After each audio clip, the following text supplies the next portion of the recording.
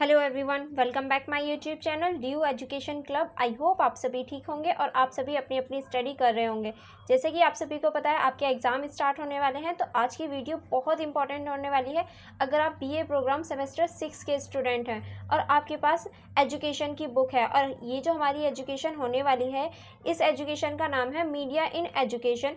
इस बुक के आज हम फुल बुक के इम्पॉर्टेंट क्वेश्चन आंसर कवर करने वाले हैं। जी हाँ, होल बुक के जितने भी इम्पॉर्टेंट क्वेश्चन आंसर हैं वो आपके मैं इस पूरी वीडियो में पूरी बुक के होल बुक के इम्पॉर्टेंट क्वेश्चन आंसर कवर करवाने वाली हूँ, जो प्रीवियस ईयर में पूछे गए हैं और 100% पूछे ही जाएंगे, क्योंकि इस बुक के जितने भी इम्पॉर्टेंट चैप्टर हैं उनमें से ये क्वेश्चन बनाए गए हैं ताकि आप अपने एग्ज़ाम में अच्छे नंबर ला पाएँ और आप अपनी स्कोर बना पाएँ। इसीलिए ये इम्पॉर्टेंट वीडियो होने वाली है आप सभी के लिए। तो अगर आपने अभी तक मेरी वीडियो को लाइक नहीं किया और मेरे चैनल को सब्सक्राइब नहीं किया है तो जल्दी से कर लीजिए, ताकि और जो मोर सब्जेक्ट हैं उनकी भी इम्पॉर्टेंट क्वेश्चन आंसर की वीडियो आप देख पाएँ। चलिए फिर बिना देरी करे आज की जो हमारी एजुकेशन है, इसकी जो इम्पॉर्टेंट क्वेश्चन है विद आंसर, उन्हें स्टार्ट करते हैं।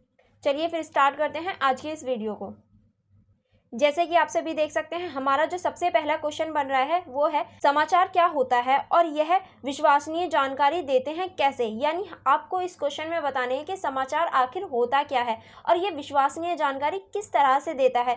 हम कैसे समाचारों पर विश्वास कर लेते हैं और समाचार पहले होता क्या है। तो आपको मेनली पहले बताना है कि समाचार होता क्या है, कि समाचार क्या होता है। चलिए अब हम देख लेते हैं समाचार क्या होता है। समाचार पत्र एक ऐसा पत्र जो हमें हमारे आसपास के जीवन, राजनीतिक, सामाजिक, सांस्कृतिक तथा अन्य के बारे में जानकारी देने का कार्य करता है, वह समाचार पत्र कहलाता है। यानी समाचार पत्र वो होता है जो हमें हमारे जीवन के राजनीतिक, सामाजिक, सांस्कृतिक और जो हमारे आसपास के कार्य हैं, जानकारियां हैं, वो देता है, वही समाचार पत्र कहलाता है। तथा यह मौद्रिक रूप में होता है, यानी ये जो है ये छपे हुए रूप में होता है। समाचार जो पत्र होता है वो छपे हुए रूप में होता है और समाचार पत्रों को वर्तमान घटनाओं या घटनाओं के रूप में परिभाषित किया जा सकता है। यानी अगर हम समाचार पत्र की परिभाषा दें तो हम ये कह सकते हैं कि वर्तमान में जो घट रही घटनाएं हैं और जो घटी हैं घटना, उनको बताने वाला जो पत्र है वो समाचार पत्र है। ठीक है,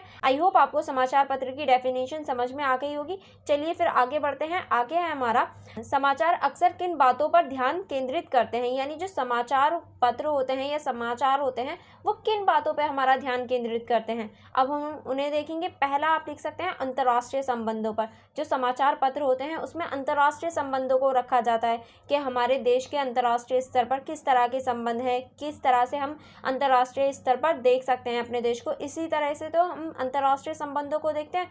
फिर उसके बाद में आता है राष्ट्रीय संबंधों पर, यानी हमारे देश में जो हमारे आंतरिक मामले हैं, हमारे राष्ट्रीय के संबंध है एक दूसरे राज्यों के साथ, और जो हमारे देश के अंदर की स्थिति है उसका जो विवरण करते हैं वो राष्ट्रीय संबंधों के अंतर्गत करते हैं। फिर आता है हमारा न्याय, कि किस व्यक्ति या फिर किस राज्य या किस जगह पर न्याय के बारे में बात हो रही है, या कहाँ न्याय की ज़रूरत है, कहाँ अन्याय हो रहा है, इस बात पर ध्यान करते हैं कौन, समाचार पत्र हमारा ध्यान केंद्रित करते हैं न्याय के ऊपर। अगर किसी व्यक्ति के साथ न्याय किया जा रहा होता है तो हम लोग उस व्यक्ति के न्याय की मांग करते हैं कि हाँ, हमें इस व्यक्ति के लिए या इस चीज़ में न्याय की आवश्यकता है। तो न्याय पर ध्यान केंद्रित करने में भी समाचार पत्रों की भूमिका होती है। फिर हम देखेंगे सार्वजनिक हित पर, यानी जो हमारे सार्वजनिक हित होते हैं, जो सभी के हित होते हैं वही सार्वजनिक हित होते हैं। जैसे कि हमारा वोट देने का अधिकार, हमारा स्वतंत्रता का अधिकार, बोलने का अधिकार, ये क्या है, ये हमारे सार्वजनिक हित हैं जिस पे सभी का समान अधिकार है। तो सार्वजनिक हितों पर भी जो न्यूज़पेपर होते हैं वो हमारा ध्यान केंद्रित करते हैं। ठीक है, नेक्स्ट आप इसमें लिख सकते हैं महत्वपूर्ण तथ्यों पर, यानी जो भी महत्वपूर्ण तथ्य हो रहे होते हैं, जो भी हमारे देश के अंतर्गत चल रहा होता है,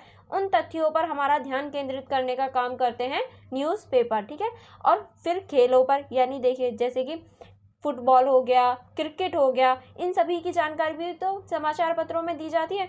अगर देखा जाए तो जो हमारे T20 के वर्ल्ड कप होते हैं और भी जो खेल होते हैं वर्ल्ड कप वगैरह, या फिर क्रिकेट के जो खेल वगैरह होते हैं, उन सभी पर ध्यान केंद्रित करना और उन सभी के बारे में जानकारी प्रदान करने का भी एकमात्र साधन होता है समाचार पत्र। और फिर होता है हमारा जनता पर भी तो ध्यान केंद्रित करता है समाचार पत्र, कि जनता क्या कर रही है, जनता के लिए क्या सही है, क्या गलत है, इस बात पर भी तो ध्यान केंद्रित करने का कार्य करता है हमारा समाचार पत्र। ठीक है, नेक्स्ट आप इसमें लिख सकते हैं आतंकवाद पर, यानी जो समाचार पत्र होते हैं वो आतंकवाद पर भी ध्यान केंद्रित करते हैं कि किस तरह से हमारे देश के अंदर की स्थिति क्या है और किस तरह से किस राज्य या किस क्षेत्र में आतंकवाद बढ़ रहा है और किस तरह से हम आतंकवाद को परिभाषित कर सकते हैं। ये सभी जो ध्यान केंद्रित वाले मुद्दे हैं वो कौन कर रहा है, वो समाचार पत्र ही तो कर रहे हैं। तो आतंकवाद पर ध्यान केंद्रित करने के लिए भी समाचार पत्र एक महत्वपूर्ण भूमिका निभाते हैं। ठीक है, चलिए आगे चलते हैं। अब हम देखेंगे सूचना के स्रोत के रूप में समाचार, यानी सूचना के स्रोत के रूप में किस तरह से हम समाचार को देख सकते हैं। जो समाचार है वो किस तरह से हमें सूचना देता है, पहले क्या क्या सूचना हमें, यानी हम ये कह सकते हैं कि समाचार के अंतर्गत हमें क्या क्या सूचनाएं मिल सकती हैं। हम इस तरह से इसको लिख सकते हैं। पहली, व्यापार, हमें व्यापार के बारे में पता चलता है। समाचार सूचना का एक स्रोत ही तो है जिससे हमें व्यापार के बारे में पता चलता है कि कहाँ किस तरह का व्यापार हो रहा है, व्यापार में वृद्धि हो रही है, कमी हो रही है, सारी चीज़ें हमें पता चलती है। खेल के बारे में पता चलती है कि कौन सा खेल खेला जा रहा है, किसको वर्ल्ड कप मिला, किसको गोल्ड मेडल मिला, ये सारी चीज़ें हमें कैसे पता चलती हैं, न्यूज़पेपर से। और जनता के बारे में, जनता कहाँ है, किस हाल में है, कौन सा आंदोलन चल रहा है, किसान आंदोलन हुआ और बहुत सारे ऐसे आंदोलन हुए जो जन आंदोलन है, वो किस से पता चलता है, हमें समाचार पत्रों से ही तो पता चलता है। तो जनता के बारे में बताता है, राजनीति के बारे में बताता है समाचार पत्र कि राजनीति में क्या स्थिति है, किस पॉलिटिकल पार्टी ने किसको हराया, कौन सी पॉलिटिकल पार्टी क्या कर रही है या कौन कौन सी नीतियां लाई जा रही हैं, वो सभी राजनीति के अंतर्गत आती हैं जो हमें समाचार पत्र के द्वारा बताई जाती हैं।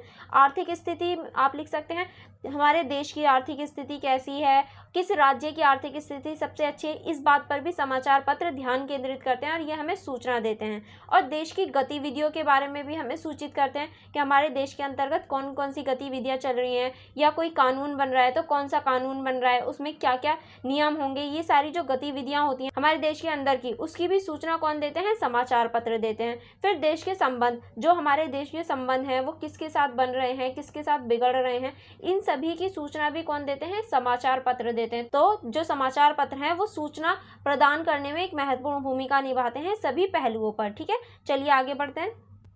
आगे है हमारा समाचार पत्र के विश्वसनीय होने के कारण, यानी हम कैसे कह सकते हैं कि समाचार पत्र जो है वो एक विश्वसनीय है, हम उस पर क्यों विश्वास करें। आजकल की दुनिया तो बहुत ज़्यादा फेक है, हर चीज़ गलत होती है, हर चीज़ झूठी होती है, तो हम कैसे विश्वास कर लें समाचार पत्रों पर, किस तरह से हम विश्वास कर सकते हैं, इस बात पर चर्चा करेंगे। देखिए, समाचार पत्र जो हैं वो समयबद्धता है, यानी उनकी जो टाइमलाइन है वो समयबद्धता है। ऐसा नहीं है एक दिन आया दूसरे दिन नहीं आया, वो रेगुलर आता है, रेगुलर चीज़ें हमें प्रोवाइड कराता है, रेगुलर जो न्यूज़ है वो हमें दिखाता है। तो उसकी जो समयबद्धता है ये भी हमें एक कारण है कि हम उस पर विश्वास कर पाते हैं। स्रोत, समाचार पत्रों में पता होता है कि कौन सा स्रोत है, यानी अगर आपने न्यूज़ कभी ध्यान से पढ़ी होगी, जैसे यहाँ न्यूज़ लिखी हुई है कोई भी, ठीक है, उसके नीचे कॉलम में बताया जाता है कि ये इस व्यक्ति द्वारा न्यूज़ दी गई है, या ये इसका जो स्रोत है, ये जो हमें पता चल रहा है ये इस चीज़ से पता चल रहा है। तो न्यूज़पेपर वाले हमेशा स्रोत को बताते हैं कि ये कहाँ से लिया गया है, तो इसीलिए ये भी एक विश्वसनीय करने वाला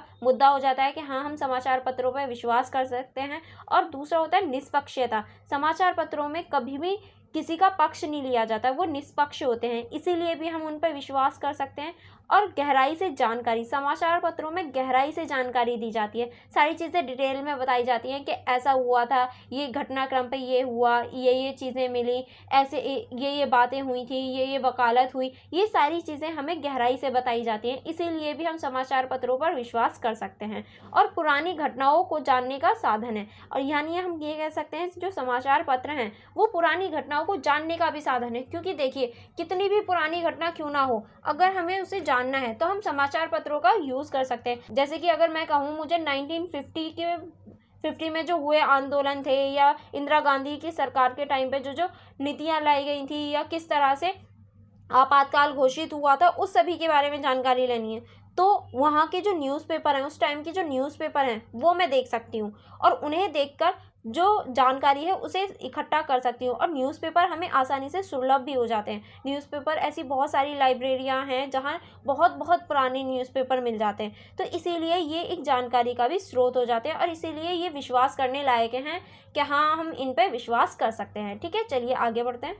आगे आप इसमें लिख सकते हैं समाचार पत्रों का महत्व, यानी समाचार पत्रों का क्या महत्व है, क्यों इंपॉर्टेंट हो जाते हैं। अब देखते हैं समाचार पत्रों के महत्व में आप क्या लिख सकते हैं। देखिए, सारी चीज़ों को आप ऐसे ही हेडिंग वाइज लिखना, कोई भी क्वेश्चन क्यों ना आ जाए, कोई भी पैराग्राफ नहीं लिख कर आएगा, हमेशा हेडिंग वाइज ही लिखना ताकि आपको अच्छे नंबर मिल पाएँ। अब हम देखेंगे समाचार पत्रों के महत्व को। समाचार पत्र शक्तिशाली उपकरण है।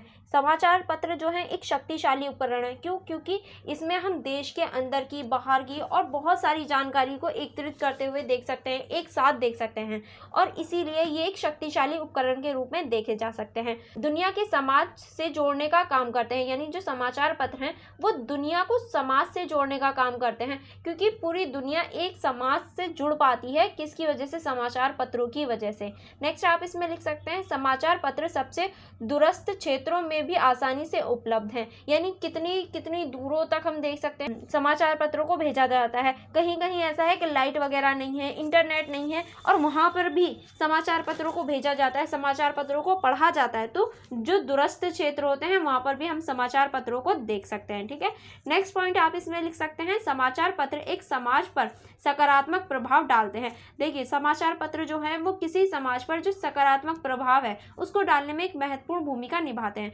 क्योंकि समाचार पत्रों में जो रूढ़िवादिता है, जो बुरी चीजें हैं, उनको नहीं दिखाया जाता, जिसकी वजह से सकारात्मक जो प्रभाव बढ़ भी जाता है। ठीक है, नेक्स्ट आप लिख सकते हैं लोगों को जागरूक करते हैं, यानी जो समाचार पत्र हैं वो लोगों को जागरूक करने का भी काम करते हैं। लोग समाचारों को पढ़ के और जो जीवन में हो रहा है, हमारे आसपास में माहौल में हो रहा है, उन सभी चीज़ों को पढ़ के जागरूक भी होते हैं। ठीक है, नेक्स्ट आप इसमें लिख सकते हैं समाचार पत्रों पर विश्वास किया जा सकता है, परंतु कभी कभी ये अविश्वसनीय भी हो जाते हैं। समाचार पत्रों पर हम विश्वास तो कर सकते हैं, ये बात बिल्कुल ठीक है, लेकिन कभी कभी किसी किसी सिचुएशन में ये अविश्वसनीय भी हो जाते हैं, क्योंकि जो बड़े बड़े ब्रांड हैं, बड़ी बड़ी जो फैक्ट्रियां हैं, जैसे कि द हिंदू हो गया, ये सभी जो समाचार पत्र हैं इन पर हम विश्वास कर सकते हैं। लेकिन जो छोटी कंपनियां होती हैं वो अपने समाचार पत्रों को बढ़ाने के लिए कुछ भी छाप देती हैं, तो वो कभी कभी अविश्वसनीय भी हो जाता है। ठीक है, और इसी वजह से जो समाचार पत्र है उसकी जो भूमिका है वो बढ़ती हुई हमें दिखाई देती है। ठीक है, यहाँ आपका जो क्वेश्चन है ये पूरा फिनिश हो जाता है। आई होप आपको समाचार पत्र क्या होते हैं और इसकी क्या भूमिका होती है ये समझ में आ गया होगा। पहले आपको समाचार पत्रों का थोड़ा सा इंट्रो देना है, फिर उसके बाद में समाचार पत्रों की हेडिंग बाई हेडिंग आपको ये पूरा क्वेश्चन सॉल्व करना है। ठीक है, चलिए फिर हम चलते हैं दूसरे क्वेश्चन की तरफ। सेकंड क्वेश्चन है हमारा, नागरिकों के विचारों पर समाचार पत्रों की भूमिका की व्याख्या कीजिए, यानी जो नागरिक होते हैं उनके जो विचार होते हैं, सोच होती है, उस पर समाचार पत्रों की क्या भूमिका है, किस तरह से समाचार पत्र जो हैं वो एक नागरिक के विचारों को बनाते हैं या फिर एक नागरिक के विचारों को रूपरेखा तैयार करते हैं, किस तरह से इसको देखते हैं। परिचय, पहले आपको परिचय लिखना, कोई भी क्वेश्चन स्टार्ट करने से पहले आपको पहले परिचय लिखना है, फिर उसके बाद में लास्ट में कंक्लूजन भी लिखना है। ये दो चीज़ें ज़रूर लिखनी है ताकि आपका क्वेश्चन जो है वो अच्छा लगे और देखने में अट्रैक्टिव लगे। ठीक है, चलिए फिर हम इसका परिचय देख लेते हैं। लोगों के विचारों को आकार देने में अखबार एक विश्वसनीय भूमिका निभाते हुए दिखाई देते हैं, यानी हम ये कह सकते हैं लोगों के जो विचार होते हैं उनको आकार देते हुए हमें न्यूज़पेपर दिखाई देते हैं। नागरिकों के विचारों पर समाचार पत्रों की भूमिका को निम्नलिखित देखा जा सकता है। अब नागरिकों के विचारों को हम किस तरह से देख सकते हैं वो नीचे दिया गया है। पहला, जो नागरिकों के विचारों पर समाचार पत्र जो प्रभाव डालते हैं उसमें पहला लिख सकते हैं आप रूपरेखा। लोग न्यूज़ को पढ़कर उसकी रूपरेखा बनाते हैं तथा उस पर सोचने पर विमर्श हो जाते हैं, यानी लोग जो होते हैं वो न्यूज़ को पढ़ते हैं और फिर उस पर अपनी रूपरेखा तैयार करते हैं और फिर उसके बारे में सोचने में विमर्श हो जाते हैं कि ये किस तरह से हुआ। जैसे कि अगर कोई न्यूज़ है जिसमें मर्डर कर दिया गया तो लोग सोचेंगे कि क्यों मर्डर किया गया, क्या रीज़न था, क्या वजह थी, और फिर उसको सोचने में वो मजबूर हो जाएंगे। फिर वो सोचेंगे हाँ जिसने मर्डर किया होगा वही बेकार होगा, उसने ही ये सारी चीज़ें करी होगी, उसने ज़रूर प्लान किया होगा, क्या पता दुश्मनी हो। हम ऐसी चीज़ें सोचने लग जाते हैं। तो रूपरेखा बनाते हैं न्यूज़पेपर किसी भी व्यक्ति के मस्तिष्क में या फिर उसके विचारधारों में। ठीक है, नेक्स्ट पॉइंट आप लिख सकते हैं एजेंडा सेटिंग। एजेंडा सेटिंग का मतलब होता है एजेंडा निर्धारित करते हैं कि किन कहानियों को कवर किया जाएगा और किन्हें कितनी प्रमुखता दी जाएगी। यानी जो न्यूज़पेपर होते हैं वो एजेंडा सेटिंग निर्धारित करते हैं। इसका मतलब है किन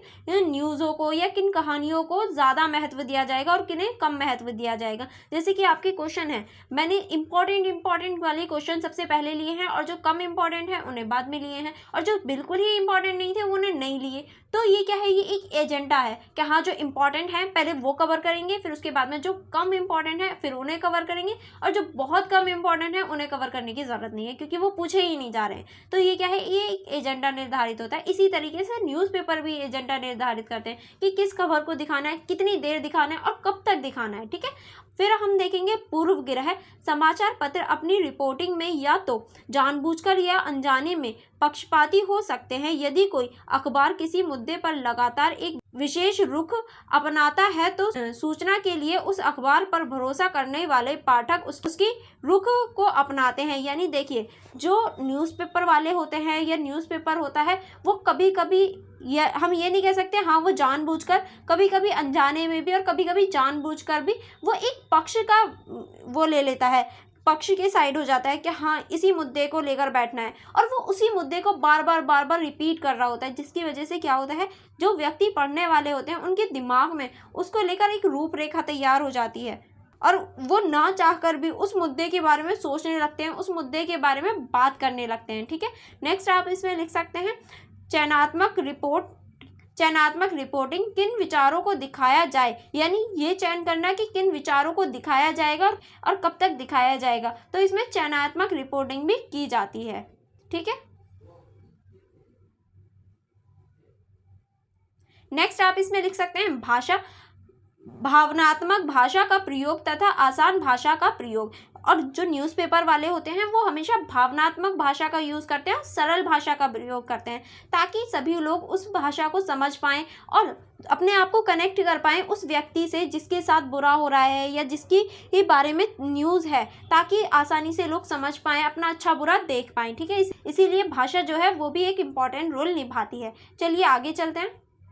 आगे है हमारा समाचार पत्रों की भूमिका। अब हम देखेंगे समाचार पत्रों की भूमिका किस तरह से है। देखिए, समाचार पत्र जो होते हैं वो एक बहुत इंपॉर्टेंट भूमिका निभाते हैं सूचना प्रदान करने में। अगर हमें कोई भी सूचना चाहिए तो सूचना हम कहाँ से लेते हैं, समाचार पत्रों से लेते हैं। तो समाचार पत्र एक महत्वपूर्ण भूमिका निभाते हैं किसी भी सूचना को प्रदान करने के लिए। ठीक है, संवाद को प्रोत्साहित करने के लिए, अगर हमें किसी भी चीज़ के बारे में जानना है, संवाद करना है, तो उसको प्रोत्साहित करने का भी कार्य कौन करते हैं, समाचार पत्र करते हैं। बदलाव को लाने में, क्योंकि देखिए कोई भी रूढ़िवादिता थी पहले, जैसे जैसे समाचार पत्र आए, समाचार पत्रों ने अपनी राय दिखाई और लोगों के विचारों पर अपनी प्रभाव जमाना शुरू किया, तो बदलाव की लहर देखने को मिली। जो रूढ़िवादिता थी वो कहीं ना कहीं खत्म होती हुई दिखाई दी। तो समाचार पत्र जो है वो बदलाव को लाने में भी महत्वपूर्ण भूमिका निभाते हैं। नागरिकों को जागरूक कर देते हैं, यानी समाचार पत्र जो हैं वो नागरिकों को जागरूक करते हैं, उनके अधिकारों के लिए उन्हें जागरूक करते हैं, उनके क्या क्या अधिकार होने चाहिए, क्या क्या अधिकार हैं, इन सभी से जागरूक कौन करने का कार्य करता है, वो समाचार पत्र होते हैं जो इन सभी कार्य को करते हैं और नागरिकों को जागरूक करते हैं। ठीक है, नेक्स्ट आप लिख सकते हैं नागरिकों को अधिकारों के बारे में बताना। जैसे मैंने इस पॉइंट में बताया कि नागरिकों के अधिकारों के बारे में जानकारी देते हैं समाचार पत्र कि हाँ नागरिकों के पास क्या क्या अधिकार हैं, क्या क्या अधिकार होने चाहिए और उन्हें किस चीज़ की आवश्यकता है, इस बारे में भी चर्चा करते हैं समाचार पत्र। देश की स्थिति के बारे में नागरिकों को सूचना प्रदान करते हैं, यानी हमारे देश में क्या चल रहा है इसके बारे में जो जानकारी मिलती है हमें, वो कहाँ से मिलती है, समाचार पत्रों से मिलती है। क्योंकि किसी भी देश के अंतर्गत क्या चल रहा है, नागरिकों को जो जानकारी देने का महत्वपूर्ण उद्देश्य होता है या महत्वपूर्ण जो साधन होता है वो समाचार पत्र होते हैं, जहां से नागरिकों को जानकारी मिलती है कि हाँ उनके देश में क्या चल रहा है, क्या सही है क्या गलत है, जो हमें समाचार पत्रों से पता चलता है। आई होप आपको समाचार पत्रों की भूमिका समझ में आ गई होगी। एंड लास्ट में आप लिख सकते हैं जो समाचार पत्र होते हैं निष्कर्ष में, वो कहीं ना कहीं जो व्यक्ति हैं, नागरिक हैं, उनके विचारों को रूपरेखा प्रदान करने में महत्वपूर्ण भूमिका निभाते हैं, क्योंकि उसकी वजह से जो व्यक्ति हैं वो अपने विचारों को बदल पाते हैं और जो रूढ़िवादिता है उसको खत्म करवाते हैं, नई नई चीज़ों को सोच पाते हैं, समझ पाते हैं। तो समाचार पत्र जो हैं एक महत्वपूर्ण भूमिका निभाते हैं किसी भी नागरिक के विचारों, सोच को बदलने के लिए और उसकी सोच को प्रभावित करने में। ठीक है, चलिए फिर चलते हैं नेक्स्ट क्वेश्चन की तरफ। नेक्स्ट क्वेश्चन है हमारा, प्राथमिक कक्षाओं के बच्चों को व्हाट्सएप और जूम इस्तेमाल पर आलोचनात्मक मूल्यांकन कीजिए। यानी जो प्राथमिक शिक्षा होती है, जो स्टार्टिंग शिक्षा होती है, हमारी स्टार्टिंग की जो क्लासेस होती हैं, उसमें व्हाट्सएप और जूम का जो यूज़ करते हैं उसका आलोचनात्मक मूल्यांकन करना है। और ये क्वेश्चन एक अथवा में इस तरह से भी पूछा जा सकता है कि शिक्षा में मीडिया की भूमिका का आलोचनात्मक मूल्यांकन कीजिए। देखिए, व्हाट्सएप और जो जूम है वो भी तो मीडिया का ही पार्ट है, तो इसीलिए दोनों ही क्वेश्चन सेम है। और जो व्हाट्सएप है वो तो आप सभी जानते ही हैं, व्हाट्सएप से हम चीज़ों को, अपनी इमेजेस, वीडियोस वगैरह सब कुछ शेयर करते हैं। और जूम जो होता है ये एक ऑनलाइन प्लेटफॉर्म होता है जिसपे हम ऑनलाइन क्लासेस अटेंड करते हैं। ठीक है, आप मुझे कमेंट बॉक्स में बताना, क्या कभी आपने जूम पर क्लास अटेंड की है, हाँ या नहीं। ठीक है, ये आपका क्वेश्चन है। चलिए फिर हम लोग इस क्वेश्चन की स्टार्टिंग करते हैं कि किस तरह से हम इसको लिख सकते हैं। पहले हमें बताना है मीडिया, कि मीडिया होती क्या है, क्योंकि जूम और जो हमारा व्हाट्सएप है दोनों मीडिया के अंतर्गत ही तो आते हैं, तो हमें पहले पता तो होना चाहिए कि मीडिया क्या है। मीडिया लोगों को सूचना, मनोरंजन, संचार प्रदान करने का कार्य करती है। यानी जो मीडिया है वो एक ऑनलाइन प्लेटफॉर्म की तरह है और जो लोगों को सूचना, मनोरंजन और संचार प्रदान करने का कार्य करती है। ठीक है, अब मीडिया के दो प्रकार होते हैं, यानी हम मीडिया को दो प्रकारों से देख सकते हैं। पहला है हमारा पारंपरिक मीडिया, जो कि समाचार पत्र, पत्रिकाएं, किताबें, रेडियो, ये क्या है, हमारी पारंपरिक मीडिया है, जो हमारी छपी हुई मीडिया के रूप में यानी मौद्रिक मीडिया के रूप में भी जानी जाती है, जिसमें समाचार पत्र, पत्रिकाएं और किताबें, रेडियो, ये सारी चीज़ें आती हैं। फिर आता है हमारा डिजिटल मीडिया, जिसमें इंटरनेट, सोशल मीडिया प्लेटफॉर्म, ये सभी आते हैं। वेब और जूम, व्हाट्सएप, ये सभी कहाँ आ गए, ये हमारे डिजिटल मीडिया के अंतर्गत आते हैं। आई होप आपको मीडिया के दोनों ही प्रकार समझ में आ गए होंगे। अब हम देखेंगे मीडिया का प्राथमिक शिक्षा पर प्रभाव, यानी जो मीडिया है उसका जो प्राथमिक शिक्षा पर क्या प्रभाव पड़ता है, अब हम उसे देखेंगे। अब मीडिया के रूप में हम इन सारे प्लेटफॉर्मों को चर्चा नहीं करनी, हमसे क्वेश्चन में सिर्फ व्हाट्सएप और जूम के बारे में पूछा गया है, तो हम व्हाट्सएप और जूम के ऊपर ही चर्चा करेंगे। व्हाट्सएप का प्रयोग असाइनमेंट भेजने, शैक्षिक संसाधनों और वीडियो को साझा करने और छात्रों को काम प्रतिक्रिया प्रदान करने के लिए कर सकते हैं। यानी जो व्हाट्सएप है उसका प्रयोग हम असाइनमेंट भेजने के लिए और शैक्षिक जो संसाधन हैं, वीडियो वगैरह हैं और छात्रों को काम भेजने के रूप में हम इसका प्रयोग कर सकते हैं, क्योंकि मोस्टली जो बच्चों के ऑनलाइन काम वगैरह आते हैं वो व्हाट्सएप पर ही आते हैं, जो टीचर द्वारा भेज दिए जाते हैं। और अब हम देखेंगे जूम, कि जूम क्या है। ये एक वीडियो कॉन्फ्रेंसिंग प्लेटफॉर्म है जो शिक्षा को ऑनलाइन कक्षा संचालित करने और अपने छात्रों के साथ वास्तविक समय में जुड़ने की अनुमति देता है। यानी जो जूम है ये एक कॉन्फ्रेंसिंग प्लेटफॉर्म है जो कि वर्तमान में यानी प्रेजेंट टाइम में एक साथ जुड़ने का मौका देती है। जैसे कि अगर मैं आपके साथ डायरेक्ट वीडियो ना बनाकर आपकी लाइव क्लास लूँ तो वो क्या हो जाएगी, जैसे जूम पर मैं लाइव क्लास ले लूँ या लाइव आऊँ, तो ये क्या है, ये एक वर्तमान समय में एक दूसरे के साथ जुड़ने का साधन हमें प्रस्तुत करता है जूम, जो कि एक ऑनलाइन प्लेटफॉर्म होता है और वीडियो कॉल की तरह होता है। ठीक है, खासकर ऐसे समय में जब छात्र शारीरिक रूप से स्कूल ना जा सके। और ये कब यूज़ किया जाता है, या तो छात्र शारीरिक रूप से स्कूल ना जा सके, उसके शरीर में कोई प्रॉब्लम हो, या फिर सिचुएशन ऐसी बन जाए जैसे कि अभी हमारी कोविड-19 की सिचुएशन थी। कोविड-19 में सारे स्कूल्स बंद थे, तो उस टाइम पे लर्निंग कैसे हुई, ऑनलाइन हुई। जूम पर क्लासेस लग रही थी, तो वो जो क्लासेस लग रही थी जूम पर, वो इसी वजह से, क्योंकि जो छात्र थे वो प्रेजेंट नहीं हो पा रहे थे, इसीलिए जो जूम है वो हमें एक ऑनलाइन प्लेटफॉर्म प्रदान करता है, जो हम एक वर्तमान समय में रहकर, प्रेजेंट टाइम में रहकर अपने स्टूडेंट के साथ जुड़ सकते हैं। ठीक है, आगे है हमारा व्हाट्सएप और जूम का नकारात्मक प्रभाव। अब हम देखेंगे व्हाट्सएप और जूम का जो नकारात्मक प्रभाव होता है। अब देखिए, कोई भी चीज़ है अच्छी तो होगी नहीं, उसकी कुछ गलत चीज़ें भी होंगी, उसके कुछ नकारात्मक प्रभाव भी होंगे, तो हम उन्हीं को देखेंगे जो व्हाट्सएप और जूम के नकारात्मक प्रभाव है।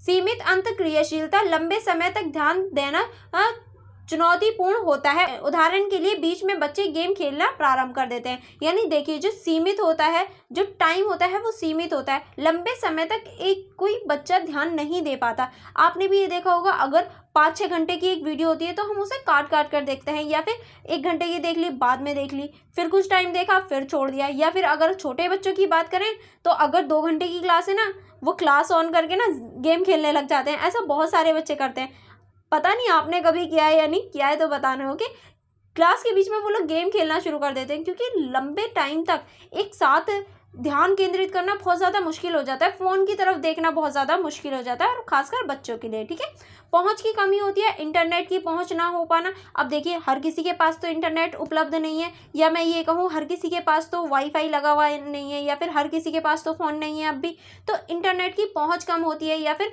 पहुंच नहीं हो पाती, जिसकी वजह से जूम या व्हाट्सएप वगैरह यूज़ कर पाएँ, उनका नकारात्मक प्रभाव ये है। और तकनीकी कठिनाइयाँ, कभी कभी ऐसा होता है कि हम क्लासेस ले रहे हैं, बफरिंग होने लग जाती है, बहुत ज़्यादा परेशानी हो जाती है। अब तकनीकी कठिनाइयाँ होती हैं, अब अगर हम तकनीकी कठिनाइयों को सॉल्व करने लगेंगे तो हमारी क्लास चली जाती है। तो इस तरह से हम तकनीकी कठिनाई को भी देख सकते हैं, जबकि ऑफलाइन में ऐसा कुछ नहीं होता, हमें कोई तकनीकी कठिनाई नहीं होती, जबकि ऑनलाइन में हमें तकनीकी कठिनाई का सामना करना पड़ जाता है। फिर हमारा गोपनीयता और सुरक्षा संबंधित चुनौतियां, यानी जो हमारी गोपनीयता होती है, जो हमारी पर्सनल चीज़ें होती हैं, वो भी रिवील होने लग जाती हैं, और जो हमारी सुरक्षा संबंधित चुनौतियां हम देख सकते हैं। अब देखिए, कोई भी टीचर हो जिसने पढ़ाना स्टार्ट किया हो और गलती से उसकी कुछ पर्सनल चीज़ें शेयर हो जाएं या फिर कुछ हो जाए, तो वो सभी स्टूडेंट देख पाएंगे। तो इसकी वजह से क्या होती है, गोपनीयता और जो सुरक्षा संबंधित चुनौतियां होती हैं वो बढ़ जाती हैं। ठीक है, नेक्स्ट आप इसमें लिख सकते हैं समाजीकरण की कमी, यानी जो समाजीकरण होता है उसकी कमी हो जाती है, क्योंकि शिक्षार्थी जो होते हैं वो सहयोग नहीं बना पाते। अब देखिए, ऑफलाइन बच्चे जाएंगे तो वो आपस में बात करेंगे, आपस में लंच वगैरह शेयर करेंगे, आपस में खेलेंगे कूदेंगे, बट क्या ऑनलाइन ये सारी चीज़ें हो पाती हैं? नहीं हो पाती। तो उनका जो फ्रेंड सर्कल होता है या समाजीकरण होता है वो बहुत ज़्यादा कम हो जाता है। ठीक है, फिर आप लिख सकते हैं स्क्रीन टाइम, शारीरिक समस्या उत्पन्न हो जाती हैं, जैसे कि आंखों में दर्द। यानी स्क्रीन टाइम, जब हम बहुत लंबे टाइम तक स्क्रीन देखते रहते हैं, डेली हमारा यही काम है, आप सिर्फ एग्जाम टाइम में देखते होंगे, लेकिन अगर ये कहूँ कि डेली ही यही काम है, स्क्रीन चलाना, स्क्रीन देखना और हमेशा फोकस रखना, तो कहीं ना कहीं जो हमारे शारीरिक संबंधित समस्याएं हैं वो उत्पन्न होने लग जाती हैं, जैसे कि आंखों में दर्द होना या फिर आंखों में परेशानी होना, और एक ही जगह बैठे रहना, सिर्फ 24 घंटे स्क्रीन ही देखते रहना, तो इससे हमारी शारीरिक समस्या भी उत्पन्न हो जाती है। ठीक है, चलिए आगे बढ़ते हैं। आगे अब हम लिख सकते हैं विद्यार्थियों के जीवन में मीडिया की भूमिका, यानी जो हमारे विद्यार्थी होते हैं, स्टूडेंट होते हैं, उनके जीवन में जो मीडिया की भूमिका है उस पर चर्चा करनी है कि किस तरह से जो मीडिया है वो विद्यार्थियों के जीवन में एक महत्वपूर्ण भूमिका निभाता है। पहला आप लिख सकते हैं सूचित करना, यानी जो मीडिया है वो विद्यार्थियों को कहीं ना कहीं सूचित करती है कि क्या हो रहा है, किस तरह से हो रहा है, तो ये सूचित करने का भी कार्य करती है। महत्वपूर्ण सोच कौशल विकसित करती है, यानी जो मीडिया है वो विद्यार्थियों में महत्वपूर्ण सोच और कौशल विकसित करने का कार्य करती है, क्योंकि ये विद्यार्थियों में एक नई सोच पैदा करती है, नई नई थिंकिंग पैदा करती है कि किस तरह से हम नई नई सोच कर सकते हैं, किस तरह से हम नई नई चीज़ें सीख सकते हैं, इस बात पर भी ध्यान केंद्रित करती है। ठीक है, नेक्स्ट आप इसमें लिख सकते हैं नए विचारों को उजागर करना, यानी जो मीडिया है वो नए नए विचारों को उजागर करती है, नई नई चीज़ों को स्टूडेंट्स के सामने लाती है, जिससे वो क्रिएटिव होते हैं, क्या है ये चीज़ ऐसे नहीं तो ऐसे भी सॉल्व हो सकती है, इस बात पर वो ध्यान केंद्रित कर पाते हैं। और नेक्स्ट आप लिख सकते हैं मनोरंजन प्रदान करती है, यानी जो मीडिया है वो मनोरंजन प्रदान करने का भी कार्य करती है। आपने भी देखा होगा कि आप शॉर्ट वगैरह, रील्स वगैरह देखने लग जाते हैं या मूवीज़ वगैरह देखते हैं, तो ये क्या है, ये एक मनोरंजन प्रदान करने का ही तो काम कर रहा है मीडिया। ये हमें शिक्षा के साथ साथ में मनोरंजन भी प्रदान करने का कार्य करता है, दूसरों के साथ जोड़ता है। मीडिया जो है वो अब हमें दूसरों के साथ जोड़ने का भी कार्य करता है, क्योंकि हम एक जगह पर रहकर बहुत दूर बातें कर लेते हैं, बहुत दूर दूर फ्रेंड्स बना लेते हैं, तो ये क्या है, एक स्थान पर रह के दूसरे स्थान के साथ जोड़ता है और दूसरे लोगों के साथ जोड़ता है, जिसकी वजह से जो कनेक्टिविटी है वो अच्छी बन पाती है और जो लोग हैं वो एक दूसरे के साथ फ्रेंडली हो जाते हैं। ठीक है, और जो मीडिया है वो ज्ञान को बढ़ाने में भी महत्वपूर्ण भूमिका निभाता है, क्योंकि देखिए जो ज्ञान है वो हमें कहीं ना कहीं मीडिया जो है वो हमारा ज्ञान बढ़ा रहा है, क्योंकि देखिए अगर आप मेरी वीडियो देख रहे हैं तो वो भी तो मीडिया के माध्यम से ही देख रहे हैं, और मीडिया के माध्यम से ही तो आपका ज्ञान बढ़ रहा है, क्योंकि मीडिया के माध्यम से आप मेरी वीडियो देख पा रहे हैं और आपका जो ज्ञान है वो भी बढ़ पा रहा है, तो इसीलिए ये हमारे ज्ञान को बढ़ाने में भी एक महत्वपूर्ण भूमिका निभाता है। चलिए आगे चलते हैं। अब आगे हमारा नेक्स्ट क्वेश्चन स्टार्ट होता है, जो है सशुल्क खबरें और एडवर्टोरियल क्या है, इसकी आलोचनात्मक टिप्पणी कीजिए। यानी सशुल्क खबरें और एडवर्टोरियल जो हैं वो क्या होते हैं और इसकी आपको आलोचनात्मक टिप्पणी करनी है, इसके बारे में डिटेल में बताना है। ठीक है, अब हम पहले देखेंगे सशुल्क खबरें और एडवर्टोरियल जो हैं वो क्या होते हैं। ठीक है, एक प्रकार का विज्ञापन होता है जो मीडिया को पैसे देकर करवाया जाता है, इसका प्रयोग प्रोडक्ट को बेचने के लिए किया जाता है। यानी जो हमारी सशुल्क खबरें हैं और एडवर्टोरियल है वो किसी भी प्रोडक्ट को बेचने के लिए, पैसे देकर बेचने के लिए इसका प्रयोग किया जाता है। ठीक है, अब हम देखेंगे सशुल्क खबरें क्या क्या होती हैं। ठीक है, किस तरह से हम इनको देख सकते हैं। इसको आप लिख सकते हैं भारतीय प्रेस परिषद ICT के अनुसार, यानी जो सशुल्क खबरें होती हैं इनके अनुसार जो भारतीय प्रेस परिषद है ICT, इसके अनुसार ये क्या है, किसी भी मीडिया, प्रिंट और इलेक्ट्रॉनिक मीडिया में नकद या वस्तु के रूप में उसको बढ़ावा देना सशुल्क खबर कहलाती है। यानी कोई भी ऐसी प्रिंट मीडिया या इलेक्ट्रॉनिक मीडिया जिसमें हम नकद या फिर कुछ वस्तु देकर अपने प्रोडक्ट या फिर अपनी वस्तु को बढ़ावा दें, उसे बढ़ाएं, वही सशुल्क खबर कहलाती है, जो कि हम पैसे देकर या वस्तु देकर करवाते हैं। ठीक है, चलिए आगे चलते हैं। नेक्स्ट अब हम देखेंगे एडवर्टोरियल क्या होता है। यह एक विज्ञानदाता द्वारा अपने उत्पादक या सेवाओं को बढ़ावा देने के लिए बनाया जाता है। यह एक ब्रांड विज्ञापन या संयोजन होता है तथा यह हम सोशल मीडिया पोस्ट में देख सकते हैं। जो हमारा एडवर्टोरियल होता है ये कोई भी विज्ञापन दाता द्वारा या फिर ये कहें कि कंपनी के मालिक द्वारा करवाया जाता है, जो अपने ब्रांड का प्रमोशन करता है। ये जो है हम जो वेबसाइट वगैरह होती हैं, सोशल मीडिया के प्लेटफॉर्म होते हैं, वहाँ ये सारी चीज़ें देख सकते हैं। ठीक है, अब हम देखेंगे एडवर्टोरियल तथा शुल्क का महत्व, यानी एडवर्टोरियल और सशुल्क जो होता है उसका क्या महत्व है, ये क्यों ज़रूरी है। पहला आप लिख सकते हैं राजस्व, यानी इससे हमें राजस्व के बारे में पता चलता है। दूसरा आप लिख सकते हैं पहुँच, इससे हमें नई नई पहुँच और नई नई जगहों के बारे में पता चलता है, नई नई चीज़ों के बारे में पता चलता है। प्रभाव, ये कहीं ना कहीं बहुत गहरा प्रभाव डालती है किसी भी व्यक्ति पर, क्योंकि ये बार बार वही चीज़ें दिखाती हैं जिससे कोई भी व्यक्ति किसी भी वस्तु को खरीदने के लिए प्रभावी हो जाता है कि हाँ वो चीज़ उसे खरीदनी है। तो ये प्रभाव जमाती हैं और कहीं ना कहीं ये गलत प्रभाव भी दिखाई देता है, क्योंकि अगर हम एक ही चीज़ को, गलत चीज़ को बार बार दिखाएंगे तो कुछ टाइम बाद जो व्यक्ति होते हैं वो उसको रियल मानने लगते हैं, कुछ टाइम बाद जनता उसको सच मानने लग जाती है और उसे अच्छा मानने लग जाती है। तो ये इसका गलत प्रभाव भी हम देख सकते हैं। ठीक है, चलिए आगे बढ़ते हैं।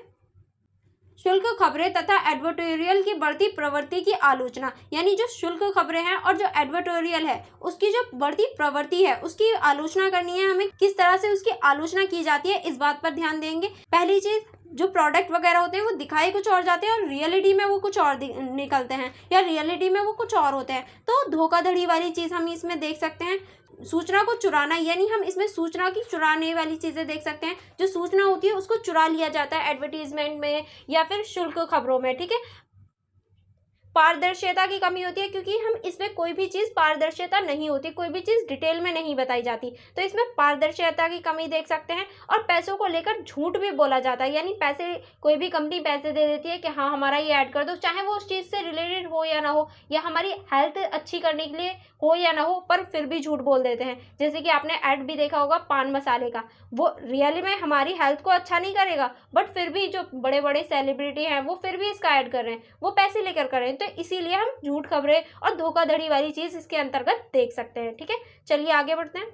अब हमारा नेक्स्ट क्वेश्चन स्टार्ट होता है, जो है एक फिल्म का उदाहरण देते हुए एक सामाजिक समस्या के चित्र पर गंभीरता से चर्चा कीजिए। यानी आपको एक फिल्म का उदाहरण देना है जो जिसमें सामाजिक समस्याओं को दिखाया गया हो। अब आप ऐसी कोई भी फिल्म ले सकते हैं जो समाज के ऊपर हो, जैसे कि जो हमारी मदर इंडिया मूवी है, या फिर कोई भी ऐसी मूवी जिसके अंतर्गत समाज की समस्या को लिया गया हो, जिसके अंतर्गत समाज की चीज़ों को दिखाया गया हो, तो उसको लेकर आपको ये बताना है कि ये चीज़ें जो हैं ये किस तरह से समाज को गंभीरता से प्रभावित करनी है। आपको पहले इस क्वेश्चन में उस मूवी की थोड़ी सी इंट्रो देना है कि हाँ उस मूवी में क्या था, किस तरह से था। आप कोई भी मूवी ले सकते हैं जो आपको याद हो, ठीक है, इसलिए मैंने इसमें कोई भी मूवी नहीं ली है।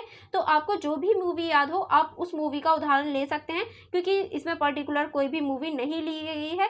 तो आप अपनी तरफ से कोई भी मूवी ले सकते हैं, लेकिन वो सामाजिक समस्या के ऊपर बनी हुई हो। ठीक है, ऐसी मूवी रहनी है, उसका थोड़ा इंट्रो वगैरह देना है, उसके बारे में बताना है। फिर उसके बाद आप थोड़ी सी हेडिंग्स वगैरह लिख सकते हैं, जैसे कि फिल्मों द्वारा समाज पर क्या प्रभाव पड़ता है, यानी जो फिल्म होती हैं उनका समाज पर क्या प्रभाव पड़ता है। अब देखिए ये जो हेडिंग्स मैंने लिखी हैं ये आप हर क्वेश्चन में एज इट इज़ ऐसे ही लिख सकते हैं और जो भी आप फिल्म ले उसके अकॉर्डिंग आप इसको लिख सकते हैं, इसमें कोई भी प्रॉब्लम नहीं होगी। ठीक है, पहला जो पॉइंट लिखेंगे आप, मनोरंजन और शिक्षा में संतुलन, यानी जो भी हमारी सामाजिक समस्याओं से रिलेटेड मूवी होती हैं, जो भी हमारी समाज में बनती हैं, यानी समाज से रिलेटेड जो मूवीज़ बनती हैं वो मनोरंजन और शिक्षा में एक संतुलन बनाती हैं, क्योंकि उसमें मनोरंजन तो दिखाया ही जाता है पर जो समाज की समस्याएं हैं, समाज में जो शिक्षा की भूमिका है, जो शिक्षा का स्तर है, इस बात पर भी चर्चा की जाती है। ठीक है, और रूढ़िवादिता से निपटाना, जो रूढ़िवादिता है उसको भी कम करने का प्रयास किया जाता है। उसमें मूवी में रूढ़िवादिता के बारे में बताया जाता है कि किस तरह से रूढ़िवाद समाज था, किस तरह से उसमें चेंजेस आए, इस बारे में भी चर्चा की जाती है जो भी हमारी समाज से रिलेटेड मूवियाँ होती हैं। ठीक है, और नेक्स्ट आप इसमें लिख सकते हैं दर्शकों पर प्रभाव, यानी देखिए कोई भी ऐसी मूवी हो जो समाज से रिलेटेड हो वो दर्शकों पर ज़रूर प्रभाव डालती है, क्योंकि दर्शक जो होते हैं वो उसको कनेक्ट कर पाते हैं अपने आप से, क्योंकि वो उन्हीं में से किसी एक व्यक्ति की कहानी होती है, इसलिए जो दर्शक होते हैं वो उससे ज़्यादा कनेक्ट हो पाते हैं। जैसे आपने एक मूवी और देखी होगी छपाक, जो एक सामाजिक समस्या या फिर ये कहें जो गर्ल्स के साथ प्रॉब्लम्स वगैरह होती हैं उनसे रिलेटेड थी, तो दर्शक जो है उससे ज़्यादा कनेक्टेड हो पाते हैं। ठीक है, नेक्स्ट आप इसमें लिख सकते हैं भावनात्मक गहराई, यानी जो व्यक्ति होते हैं वो भावनात्मक गहराई को सोच पाते हैं और उससे भावना को कनेक्ट कर पाते हैं, अपने आप को उसके साथ में जोड़कर देख पाते हैं। ठीक है, संगीतों का उपयोग होता है और इसमें संगीतों का भी उपयोग होता है, जिसकी वजह से ये मनोरंजन का केंद्र भी बन जाता है, जिसकी वजह से लोग जो होते हैं वो इसे और ज़्यादा प्रभावशाली ढंग से देखते हैं और ज़्यादा मनोरंजन के साथ देखना पसंद करते हैं। ठीक है, आप कोई भी फिल्म का उदाहरण लेकर इन सारे पॉइंटों को लिख सकते हैं एंड देन आप बाद में निष्कर्ष लिख सकते हैं। ठीक है, आई होप आपको ये पूरा ही क्वेश्चन समझ में आ गया होगा।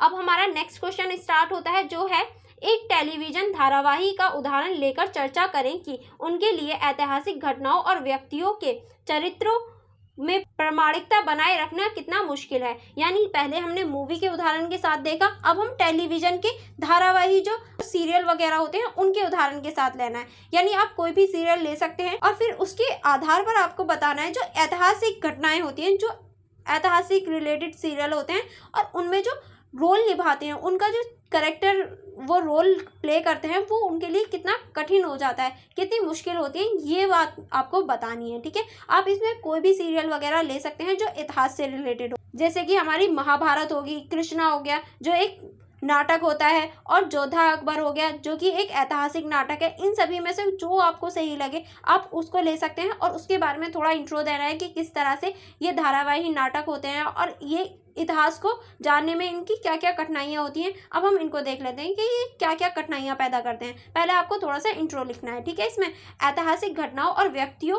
के चरित्र को करते समय ऐतिहासिक प्रामाणिकताओं को बनाए रखने में कठिनाइयाँ, यानी जब ये नाटक बनाए जा रहे होते हैं, ये धारावाहिक बनाई जा रही होती हैं, तो उस टाइम पे जो व्यक्तियों के चरित्र होते हैं उनको जो निभाते हैं, जैसे कि अकबर का जो चरित्र था उसको निभाने में, और जो रामायण महाभारत है इनमें जो चरित्रों को निभाने में जो समस्याएं उत्पन्न होती हैं, जो कठिनाई उत्पन्न होती हैं, उनके बारे में हम चर्चा कर लेते हैं। पहली आप लिख सकते हैं सीमित ऐतिहासिक साक्ष्य। इनके बारे में कोई भी ये नहीं कह सकते पूरी सारी चीज़ें डिटेल में होती हैं कि हाँ अकबर या फिर कृष्ण ये इस तरह से चलते थे, इस तरह से बोलते थे, सारी चीज़ें डिटेल में नहीं होती, तो सीमित ऐतिहासिक साक्ष्य होते हैं जिसकी वजह से एक्टिंग करना थोड़ा सा मुश्किल हो जाता है। नेक्स्ट आप इसमें लिख सकते हैं विभिन्न संस्करण और व्याख्याएं। अब नई नई संस्करण हो रहे हैं, नई नई व्याख्याएं हो रही हैं जिसमें हर कोई व्यक्ति अलग बताता है, तो किसका संस्करण किसकी व्याख्या सही है इस बात पर विवाद रहता है, और किसको दिखाना सही रहेगा इस बात पर भी मुद्दे रहते हैं, तो जिसकी वजह से जो नाटक कर रहे होते हैं या फिर जो इसका रोल निभा रहे होते हैं उनके लिए बहुत ज़्यादा प्रॉब्लम क्रिएट हो जाती है। ठीक है, नेक्स्ट चलते हैं। नेक्स्ट आप इसमें लिख सकते हैं संस्कृति का सही से प्रयोग ना कर पाना, यानी जो हमारी संस्कृति होती है उसका सही से प्रयोग ना कर पाना, उसको सही से नहीं दिखा पाना, जिसकी वजह से जो नाटक होते हैं, धारावाहिक होते हैं, वो कहीं ना कहीं कभी ना कभी फ्लॉप भी हो जाते हैं। अगर किसी नाटक में अच्छी तरीके से नहीं दिखा पाते या फिर कोई व्यक्ति उनका रोल अच्छे से नहीं निभा पाता तो वो भी फ्लॉप हो जाते हैं। ठीक है, चरित्रों को समझ ना पाना, जो चरित्र होते हैं, जो रोल जिसका रोल निभाना होता है उसके चरित्र को ना समझ पाना भी एक समस्या पैदा हो जाती है, क्योंकि जब हम किसी व्यक्ति को जानते नहीं हैं सही से उसके बारे में कोई साक्ष्य नहीं है तो हम उसके चरित्र को कैसे पहचानें, कैसे उसका रोल निभाएं, तो ये भी एक समस्या उत्पन्न हो जाती है। ठीक है, नेक्स्ट आप इसमें लिख सकते हैं बदलती सांस्कृतिक संदर्भ। और बदलती सांस्कृतिक संदर्भ भी हमें कहीं ना कहीं ये एक समस्या के रूप में दिखाई देती है। ठीक है, फिर आप जिस भी नाटक के बारे में आप लिख रहे हैं फिर आप उसकी विशेषताएं लिख सकते हैं, यानी उस नाटक में क्या क्या थी, किस तरह से विशेषताएं थी, क्या क्या चरित्र दिखाए गए हैं, ये सभी आप लिख सकते हैं। उसके बाद में आपको कंक्लूजन लिखना है। ठीक है, जैसे ही आप निष्कर्ष लिखेंगे आपका ये क्वेश्चन पूरा फिनिश हो जाएगा। ओके, चलिए फिर हम लोग नेक्स्ट क्वेश्चन की तरफ चलते हैं। नेक्स्ट क्वेश्चन है हमारा, सोशल मीडिया प्लेटफॉर्म कैसे काम करते हैं, आपके अनुसार क्या वह समाचार के विश्वसनीय स्रोत हैं, हाँ या नहीं, व्याख्या कीजिए। यानी जो सोशल मीडिया प्लेटफॉर्म है वो किस तरह से कार्य करते हैं और क्या वो समाचार के विश्वसनीय साधन हैं, यानी हम सोशल मीडिया पे विश्वास कर सकते हैं, तो किस तरह से कर सकते हैं, और नहीं कर सकते तो क्यों नहीं कर सकते, आपको इस बारे में चर्चा करनी है। ठीक है, चलिए फिर देखते हैं। सोशल मीडिया एक ऑनलाइन प्लेटफॉर्म है जो लोगों को एक साथ जोड़ने तथा अपनी चीज़ों को साझा करने में मदद करता है, जैसे फोटो, वीडियो, ज्ञान आदि। यानी हम कह सकते हैं जो सोशल मीडिया है वो एक ऑनलाइन प्लेटफॉर्म है जो लोगों को एक साथ जोड़ने का तो कार्य करता ही है और अपने ज्ञान, फोटो, वीडियो वगैरह शेयर करने का भी कार्य करता है। जैसे कि आप अभी मेरी वीडियोस देख रहे हैं तो क्या हो रहा है, हम ज्ञान को ही तो साझा कर रहे हैं, तो कहीं ना कहीं फोटो, वीडियोस और ज्ञान को साझा करने में जो सोशल मीडिया है वो एक महत्वपूर्ण भूमिका निभा रहा है। ठीक है, अब हम देखेंगे सोशल मीडिया प्लेटफॉर्म किस प्रकार से काम करते हैं, यानी सोशल मीडिया प्लेटफॉर्म जो है वो किस तरह से कार्य करते हैं, अब हम इसको देखेंगे। सबसे पहले क्या करना होता है, उपयोगकर्ता को प्रोफाइल बनानी पड़ती है, यानी कोई भी क्यों ना हो उसको सबसे पहले प्रोफाइल बनानी पड़ेगी। जैसे कि मैंने अपनी बनाई थी, पहले मैंने प्रोफाइल बनाई थी, फिर उसके बाद सामाजिक संपर्क बनाए थे, यानी पहले अपनी यूट्यूब आईडी बनाई थी, उसके बाद में सामाजिक संपर्क बनाए थे जो हमारे ऑनलाइन संपर्क बने, यानी मेरे फ्रेंड्स वगैरह और जो मेरे स्टूडेंट वगैरह हैं सामाजिक संपर्क बने। फिर उसके बाद में सामग्री साझाकरण, जो मैंने अपनी पढ़ाना स्टार्ट किया, जो सामग्री थी उसको साझा करना स्टार्ट किया, यानी जो सामग्री है उसको साझा किया। फिर उसके बाद जुड़ाव, फिर उसके बाद में बहुत सारे लोग मुझसे जुड़ने लगे, अब मेरे 1K सब्सक्राइबर हैं, तो ये क्या है, ये एक सामाजिक जुड़ाव के अंतर्गत है। ठीक है, फिर उसके बाद में हम देखेंगे एल्गोरिदम। ऐसा नहीं है एक दिन देखा फिर उसके बाद 6 महीने बाद डाल दिया, 1 साल बाद डाल दी वीडियोस, ऐसा नहीं कर सकते। तो एल्गोरिदम बहुत ज़्यादा इंपॉर्टेंट हो जाता है किसमें, सोशल मीडिया के अंतर्गत। ठीक है, फिर उसके बाद में विज्ञापन, जैसे अगर मेरा चैनल मोनेटाइज हो जाता है तो फिर विज्ञापन स्टार्ट हो जाएंगे, तो वो क्या हो जाएगा, वो एक तरह से पूरा जो प्रोसेस है, जो हमारा सोशल मीडिया प्लेटफॉर्म का पूरा प्रोसेस है, किस तरह से कार्य करते हैं, तो ये सारे चरण आप देख सकते हैं सोशल मीडिया के प्लेटफॉर्म में कार्य करने के रूप में। आई होप आपको सारे ही चरण जो है अच्छे से समझ में आ गए होंगे। चलिए फिर आगे चलते हैं। अब हम देखेंगे जो सोशल मीडिया है वो क्यों समाचारों की विश्वसनीय स्रोत है, यानी हम सोशल मीडिया पर किस तरह से विश्वास कर सकते हैं और क्यों विश्वास कर सकते हैं।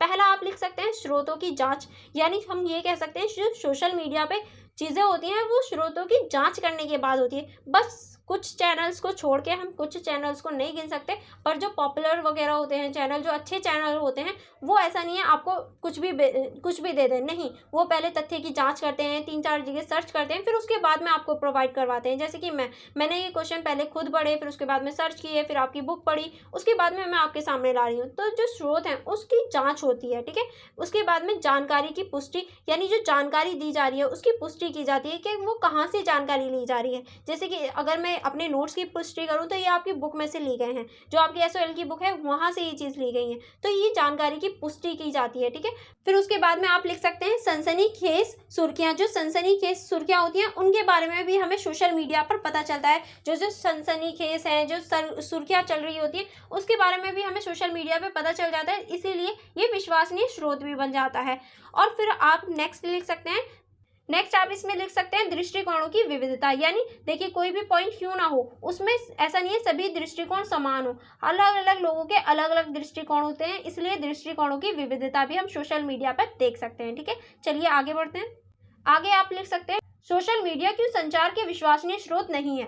अब हमने देखा सोशल मीडिया जो है वो विश्वसनीय स्रोत क्यों है, अब हम देखेंगे क्यों नहीं है, क्यों हम इसमें विश्वास नहीं कर सकते। क्योंकि मैंने पहले ही कहा था कोई चीज़ है तो उसकी अच्छाई और बुराई दोनों होती हैं, तो एक पहलू तो हमने देख लिया कि हाँ ये विश्वसनीय स्रोत है। अब हम देखेंगे कि क्यों विश्वसनीय स्रोत नहीं है। तो पहला आप लिख सकते सीमित तथ्य जांच, यानी हर कोई अपनी जांच के बारे में नहीं बताता, पूरी डिटेल नहीं देता, तो सीमित तथ्य जांच रह जाती है। फिर इसमें एजेंडा होता है, क्योंकि जो न्यूज़ चैनल वगैरह होते हैं हम उनका एजेंडा देख सकते हैं, वो किसी मुद्दे को लेकर बार बार एक ही चीज़ दिखाते हैं, जब तक लोगों के दिमागों में वो चीज़ बैठ ना जाए, तो इसमें एजेंडा सेट किया जाता है। और गलत सूचना अभियान होते हैं, यानी कोई भी गलत सूचना दिखाई जाती है, अगर कोई भी गलत चीज़ बार बार दिखाई जाए तो कहीं ना कहीं व्यक्तियों के दिमाग में वो बैठ जाती है और वो उसको सत्य मानने लग जाते हैं कि हाँ ये चीज़ सच हो सकती है। ठीक है, ये भी एक कारण है कि हम सोशल मीडिया पर विश्वास नहीं कर सकते। और ज्ञान का अभाव, यानी सोशल मीडिया पर ज्ञान का अभाव भी देखा जा सकता है, क्योंकि कुछ जगह पर ऐसा होता है कि लोगों को पता ही नहीं होता और फिर भी उसके बारे में बात कर रहे होते हैं, तो ज्ञान का अभाव देखा जा सकता है।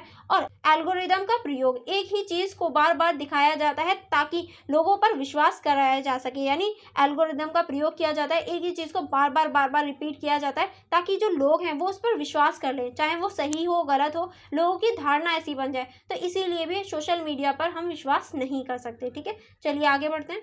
अब आगे हमारा नेक्स्ट क्वेश्चन स्टार्ट होता है, वो है टेलीविजन की खबरों और उनकी प्रामाणिकता पर आलोचनात्मक टिप्पणी कीजिए। यानी जो टेलीविजन है उसकी जो खबरें हैं उन पर और उनकी जो प्रामाणिकता है उस पर आपको आलोचनात्मक टिप्पणी करनी है। पहले हम देखेंगे टेलीविजन समाचार। टेलीविजन समाचार का तात्पर्य वर्तमान घटनाओं की टेलीविजन के माध्यमों से प्रसारित करता है। यानी देखिए, जो टेलीविजन समाचार है वो वर्तमान की जो घटनाएं होती हैं, यानी उसी टाइम की जो घटनाएं होती हैं उसको प्रसारित करने का कार्य करता है टेलीविजन। ठीक है, अब हम देखेंगे भारत में टेलीविजन समाचार, यानी जो भारत में टेलीविजन समाचार हैं उनकी क्या भूमिका है और किस तरह से ये प्रभावित करते हैं।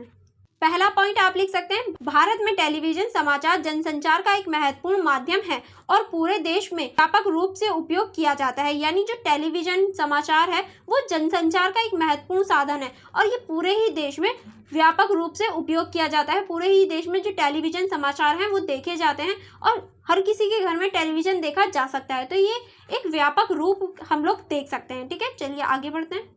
आगे आप इसमें लिख सकते हैं, भारत में कुछ अलग प्रकार के टेलीविजन समाचार चैनल हैं।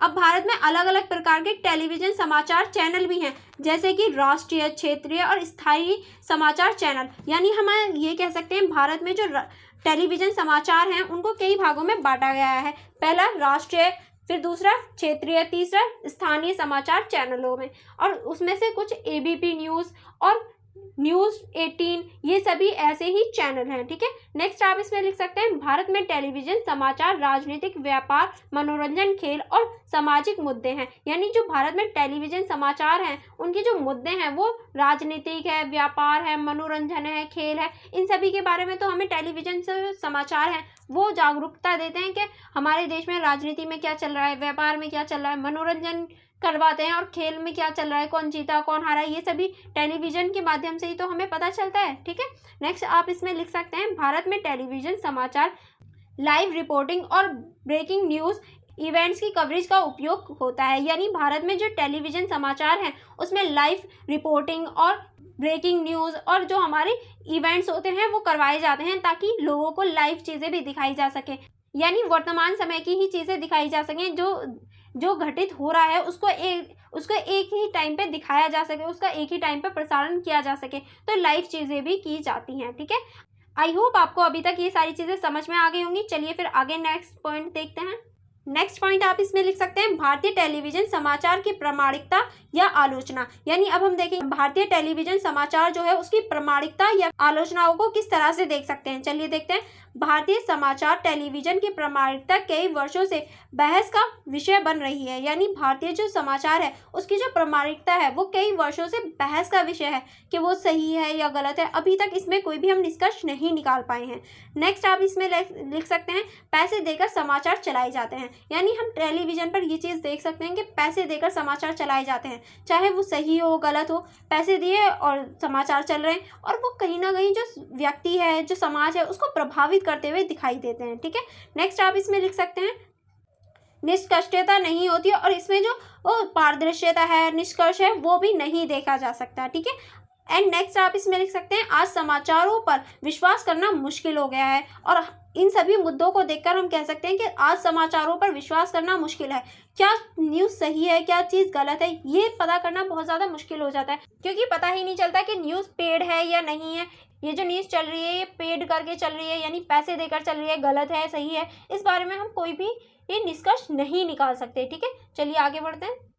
अब हमारा नेक्स्ट क्वेश्चन स्टार्ट होता है। नेक्स्ट क्वेश्चन है छपी हुई खबरों और टेलीविजन की खबरों में अंतर बताइए। यानी जो छपी हुई खबरें होती हैं और जो टेलीविजन की खबरें होती हैं उनमें क्या अंतर होता है ये आपको बताना है। पहले हम छपी हुई खबरों के बारे में चर्चा कर लेते हैं। छपी हुई खबरों से तात्पर्य है ऐसी खबरें जो छपी जाती हैं, जैसे समाचार पत्र, पत्रिकाएं। यानी छपी हुई खबरों से ऐसी खबरों से तात्पर्य है जो छापी जाती हैं, जैसे कि हमारे समाचार पत्र या फिर पत्रिकाएं हो गई, ये हमारी छपी हुई खबरों के अंतर्गत आती हैं।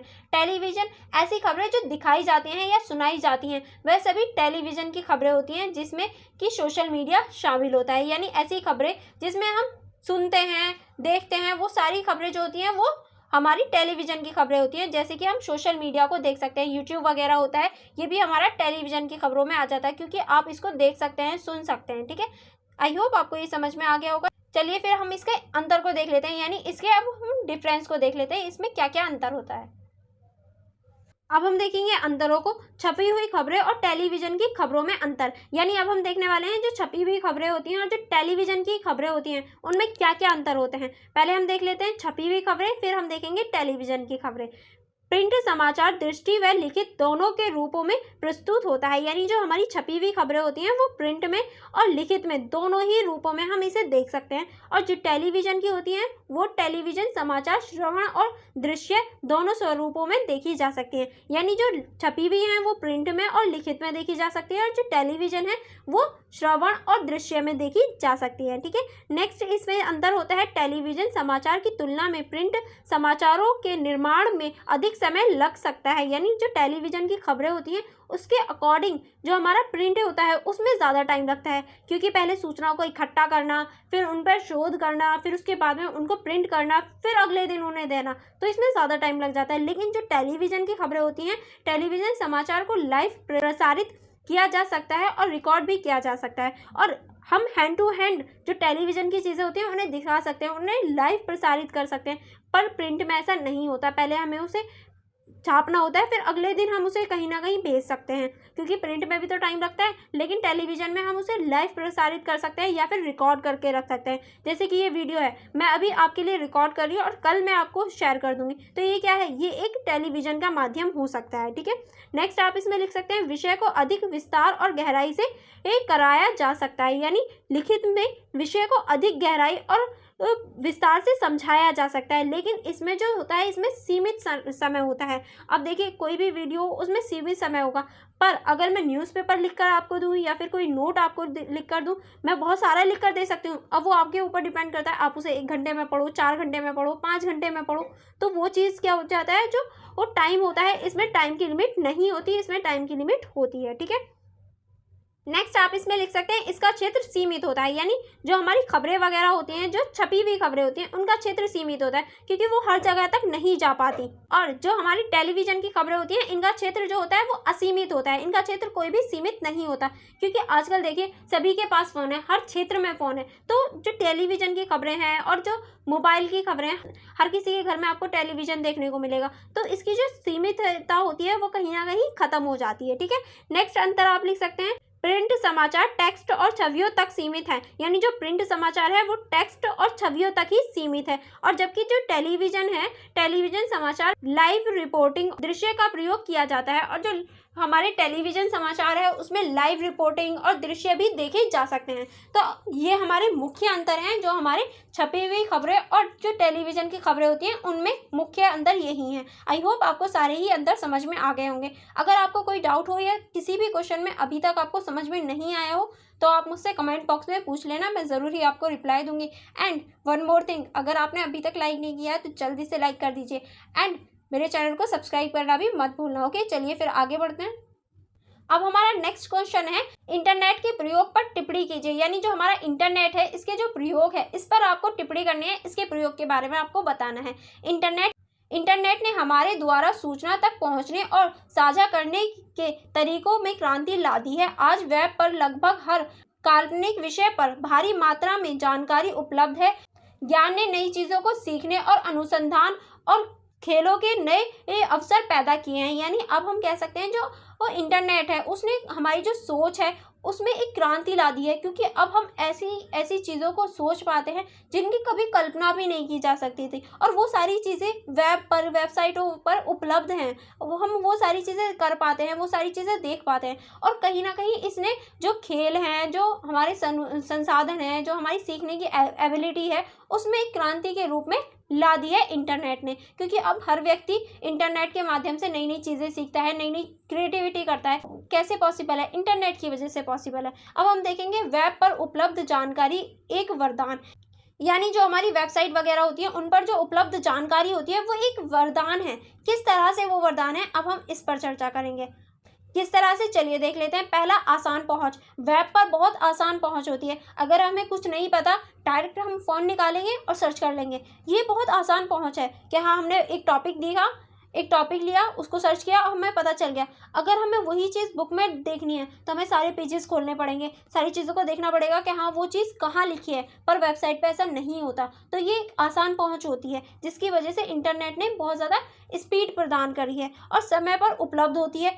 अब हमें कुछ चीज़ जाननी है, मैं जानना चाहती हूँ कि यथार्थवाद क्या है, तो मैं ऐसा नहीं पूरी बुक को खोल के बैठूंगी और फिर 1 घंटे बाद बताऊंगी यथार्थवाद क्या है। नहीं, मैं डायरेक्ट गूगल करूंगी और मुझे पता चल जाए कि हाँ, ड्यू एजुकेशन क्लब ने यथार्थवाद के बारे में बता रखा है, इसको पढ़ा रखा है। मैं डायरेक्ट उसको सर्च करूंगी और आपको बता दूंगी। तो ये कैसे होगा? समय के अंतर ही मुझे वो सारी चीज़ें पता चल जाएंगी और मैं वो सारी चीज़ें आपको भी बता पाऊंगी। तो ये समय के ऊपर या समय के साथ ही हमें उपलब्ध करवा देती हैं चीज़ें। और स्रोत की विविधता, यानी हम यहाँ कई स्रोतों को देख सकते हैं। ऐसा नहीं है एक ही चीज़ से हमें सारी जानकारी मिलेगी। नहीं, अगर मुझे किसी की चीज़ समझ में नहीं आई तो मैं दूसरे चैनल के माध्यम से उस चीज़ को समझ सकती हूँ, और वो भी समझ में नहीं आई तो मैं तीसरे चैनल के माध्यम से समझ सकती हूँ। तो स्रोतों की विविधता भी देखी जा सकती है। ठीक है, चलिए फिर आगे बढ़ते हैं। आगे आप इसमें लिख सकते हैं शैक्षिक अवसर, यानी जो शैक्षिक अवसर होते हैं वो भी हमें इंटरनेट प्रोवाइड कराता है। आजकल इतनी सारी चीज़ें हम ऑनलाइन कर पाते हैं, शिक्षा हम ऑनलाइन कर पाते हैं, जैसे कि आप लोग कर रहे हैं। तो ये एक शैक्षिक अवसर ही तो है जो आपको इंटरनेट प्रदान कर रहा है। नेक्स्ट आप इसमें लिख सकते हैं वैश्विक संबंध, यानी अब हम इंटरनेट की सहायता से वैश्विक संबंध बना सकते हैं। हम किसी भी देश के साथ बातचीत कर सकते हैं, किसी भी देश के लोगों के साथ बातचीत कर सकते हैं। तो ये एक वैश्विक संबंध का भी साधन है। और आर्थिक लाभ, इससे हमें आर्थिक लाभ भी होता है, क्योंकि बहुत सारे लोग हैं जो इंटरनेट के माध्यम से अपनी अर्निंग कर रहे हैं, अपने विज्ञापन कर रहे हैं, अपने जो प्रोडक्ट है उसको बेच रहे हैं, तो इससे हमें आर्थिक लाभ भी होता है। ठीक है, अब हम देखेंगे वेब पर उपलब्ध जानकारी एक अभिशाप, यानी अभी हमने देखा था कि किस तरह से वो हमारे लिए सुलभ है, किस तरह से वो अच्छे हैं। अब हम देखेंगे वो किस तरह से बेकार हैं, किस तरह से वो एक अभिशाप के रूप में हो सकते हैं। पहला आप लिख सकते हैं गलत जानकारी। जी हाँ, ऐसा नहीं है वेबसाइट पर हर चीज़ सही हो, बिल्कुल भी नहीं। गलत जानकारी भी बहुत ज़्यादा होती है, तो आपके ऊपर डिपेंड करता है कि आप उसको किस तरह से समझ पाते हैं। तो गलत जानकारी भी एक महत्वपूर्ण भूमिका निभाती है एक अभिशाप के रूप में, कि हाँ वेबसाइट जो है वो एक अभिशाप बन जाती है अगर हम गलत जानकारी के शिकार हो जाएं।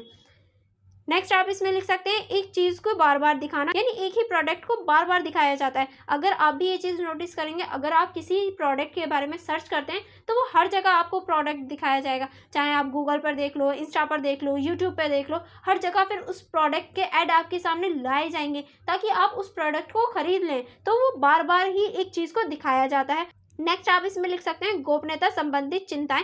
जी हाँ, जो हमारी गोपनीयता संबंधित चिंताएं हो जाती हैं वो बढ़ जाती हैं, क्योंकि जो हमारी पर्सनल लाइफ होती है वो कहीं ना कहीं रिवील हो जाती है। उसका खतरा रहता है कि हमारी जो गोपनीयता चीज़ें हैं, जो हमारी पर्सनल चीज़ें हैं, वो कहीं रिवील ना हो जाए। तो इसकी भी संबंधित जो चिंताएं हैं वो पैदा हो जाती हैं, और साइबर क्राइम जैसी भी हम इसमें चीज़ें देख सकते हैं। फिर हमें देखेंगे असुरक्षा। जी हाँ, जो हमारी असुरक्षा है वो भी बढ़ जाती है, क्योंकि जैसे मैंने अभी आपको बताया साइबर क्राइम जैसी समस्याएं उत्पन्न हो जाती हैं जो हमारी असुरक्षा को बढ़ाती हैं, जो हमारी सुरक्षा के लिए एक खतरा बन जाती हैं।